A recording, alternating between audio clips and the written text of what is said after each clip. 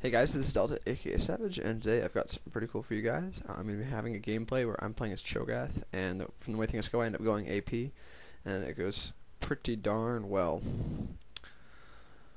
So I go ahead and I start this game with Doran's Ring for the ability, power, health, and mana regen, and I'm going to end up laning with Gangplank. I'm going to put my first point into Rupture, which knocks the enemy up into the air and deals damage. It has a 1.0 AP scaling. After kind of a dumb first death, I managed to help Gangplank to a nice little double kill. Parlay for the win. The enemy has been slain. So I wanted to Q on me sitting there. Double kill. And the harass from it's pretty powerful. It slows. And tried to be later, and I managed to land a Q on him and kill him. I thought Gangplank would chase, so I went to cut him off, but he did not. So I land a Q on Gangplank, I hit him, and he goes underneath his tower. And at this point, I just my Doran's Ring, but the power on my Rupture is still fairly high, and I use him as being used to me, and Cupid runs in, I ignite him, and he dies. So I recalled and having about 1900 gold, I said, oh, what the hey, and I ended up buying a needlessly large rod as well as my boots. So at this point, it's about 10 minutes and I have almost 100 AP. Winston dove into me there, but I launched him up, silenced him, and then used my ultimate and feasted on him and killed him. And at this point, my Q is already doing enough damage to farm the entire minion wave. And yeah, again, as you can see, one Q will just kill the mage minions. And my Fell Scream's doing about 200, but my Rupture is doing closer to 300 to 350. So Lee Sin chases Gangplank, and I'm just sitting here whacking him. But he manages to jump in and land it, but as you can see, he has no boots. And I lead him with Rupture, and ignite him, and just back off. That's another kill. At this point, I am 4-1-2. So I went back and bought more boots and more ability power. And here I'm going to land full combo on Lee Sin, pop up Silence Feast, and burst him from full health.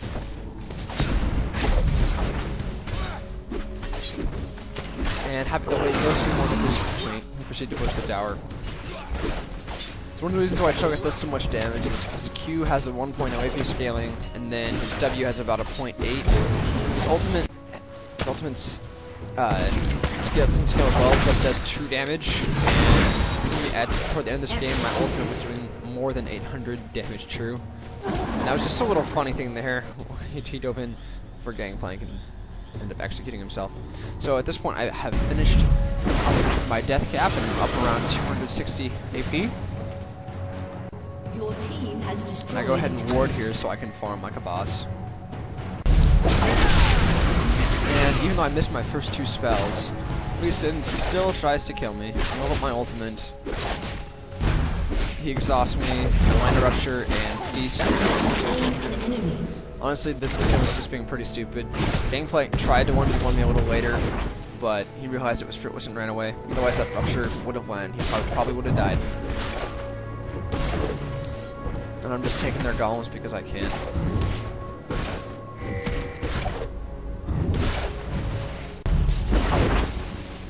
And again, as you can see, my Q easily kills the mage minions, and I use there to gain stacking because I was recalling. So at this point, I've finished my boost of swiftness, and I believe I'm going to get some more AP here. Yep, another blasting wand. Go ahead and hit Dragon Beast to last in it. That's always a good thing to do. It's 1,000 true damage to a minion. Prevent it from being stolen. And I go ahead and take blue buff because blue on AP Cho'Gath means you can spam your abilities and not run out of mana, which basically makes me insane. So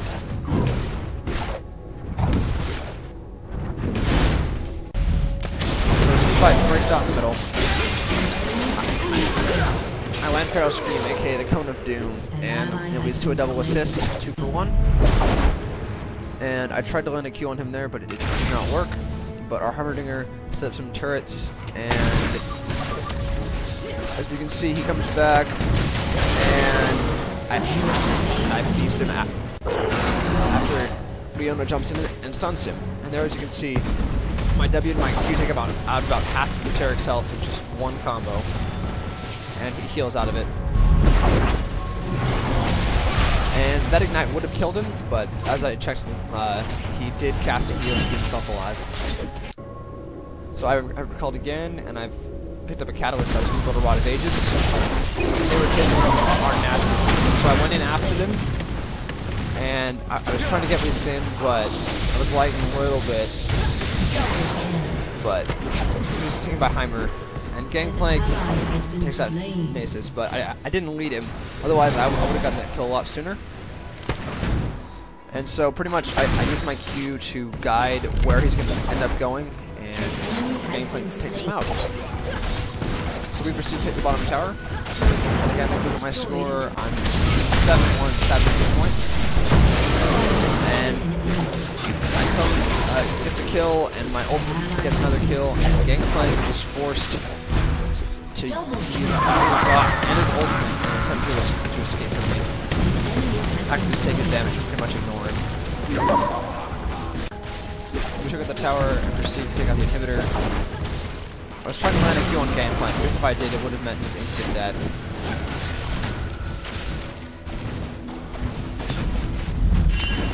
And we end up falling back before we take out the inhibitor. But at this point, I've finished my Rod of Ages, and I'm buying the items to be in a Glacier Shroud because I decided I had enough AP. It's just ridiculously tanky. So, we end up going in after Baron. And at this point, I'm 9-1-7. And again, I'm going to use these last hit Baron, so I don't want the other team stealing him. So, with the Baron buff, we proceed to push out into the mid lane and catch Lee Sin and try and take the turret. And as we go around the back here, we split. He sees us coming and tries to go the other way. But we melt him almost instantly, and my Feral Scream ends up taking him out. And that's the 10-1, and that's him taking blue. They end up surrendering. Kill streak is aping Cho'Gath. So pretty much, we were kind of owning them, and Lee Sin was being, well, Lee Sin. So, thanks for watching, guys. I hope you enjoyed it, and go ahead and check out my channel and subscribe, and I will see you later.